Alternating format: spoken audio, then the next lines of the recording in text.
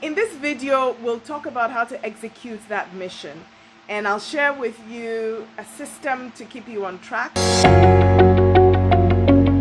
Hello beautiful people, welcome back to my channel. My name is Amma, and this is a compilation of 40 videos that I'm putting together to celebrate my 40th year and to have a conversation with a community of professionals, entrepreneurs, and potential entrepreneurs. In my first video, we talked about designing the life you want to have and the whole process of crafting a personal mission statement, which is something that I did about 15 years ago that has had an amazing impact on the direction of my life. In this video, we'll talk about how to execute that mission, and I'll share with you a system to keep you on track. Now, everybody is different, so the system that worked for me, not all aspects of it might work for you, but it's one starting point to look at as you think through how do I really execute on my mission and make sure that on a daily, yearly basis, I'm going closer to that person that I want to be and to that contribution that I want to make in this world.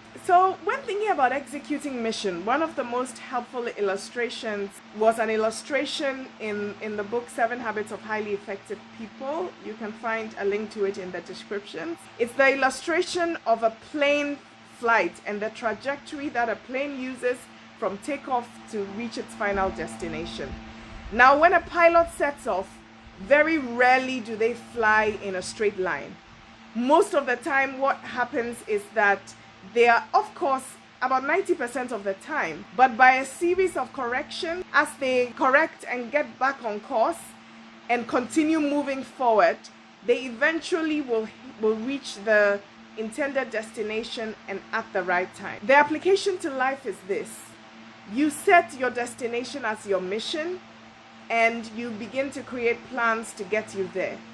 And most of the time, you may not hit the target of your plans. You may not move in a straight line. You may have obstacles. You may find that you're not always disciplined. You may find that unexpected things happen that may delay things. But if you keep your eye focused on the target, and if you keep on correcting, you will eventually reach your destination.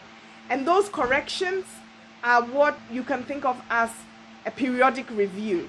For some people, it's an annual review. It can be a monthly review, a quarterly review. What has really worked for me is a weekly review.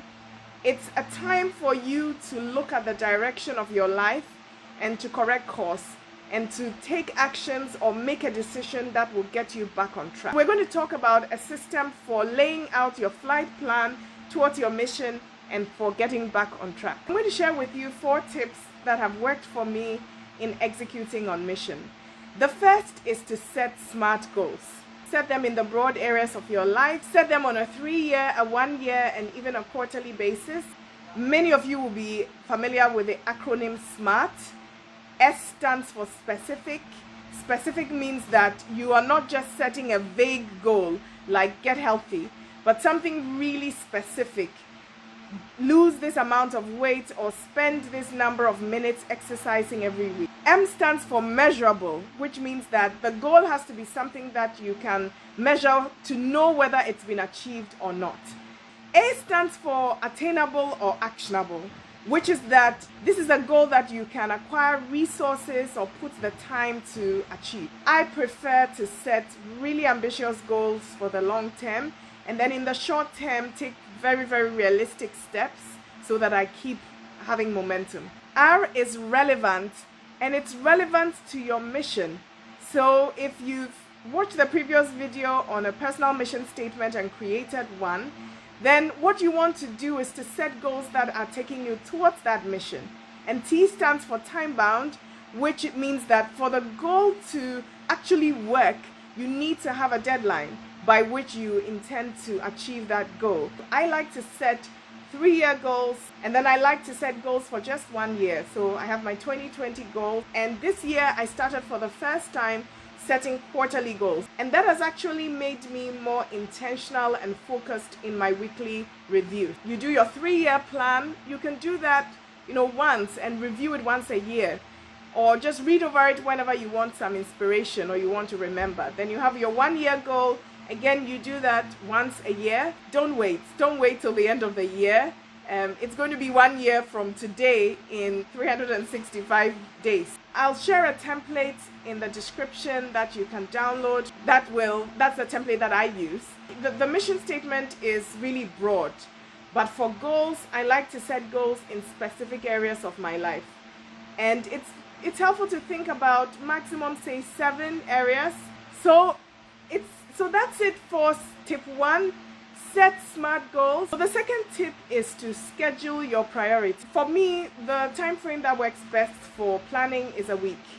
It's good for me on Sunday to really look at my week and plan, or sometimes on Friday. I've started planning now on Friday, mapping out the next week, and then Sunday I'll do a quick review and make sure there's nothing that I want to change. Now, when I have a goal that's really, really important to me, and it's something that is complex, I'll create an action plan just for that goal. So for example, I had a goal at a point in my life of going to graduate school and of going to a school that was ranked #1 in entrepreneurship. And it was a complex project of figuring out, trying to get in, and then all sorts of different steps. And so I had an action plan for that. But I don't do this for every goal, because it gets overwhelming. I do these for the major ones. So to be able to schedule your priorities, basically you need to have your list of goals, whatever the closest milestone is. So if you set a 1-year goal, then that's the one that you'll be looking at. If you did quarterly, then you look at your quarterly goals. You may peek at your 1-year goal just to make sure this quarterly thing still makes sense. And if you have a really big important goal for that year that has an action plan, you can look at that also. And the big question is, what am I going to do this week? Or what do I need to do this week to get me closer to achieving that goal? And it could be any of the things in your action plan. Now, it's really, really important to schedule a time to do your weekly review. Now, the weekly review is the point of correction. It's the point where you look at your goal, you look at where you are, and you tell yourself, what do I need to do to get back on track? Even if during the review you don't go through all the steps that I've mentioned, just having the review, sitting down, reflecting about your mission, asking yourself, what should I do? That's good enough. The next step is to celebrate your progress. And this is really, really important. Many times people start on a new habit or they make a new resolution, and they are able to keep at it for maybe a month, and then things fizzle out. And the reason usually is that they get discouraged because they are not able to do it as consistently as they initially committed. But nothing in life happens as consistently as you initially committed.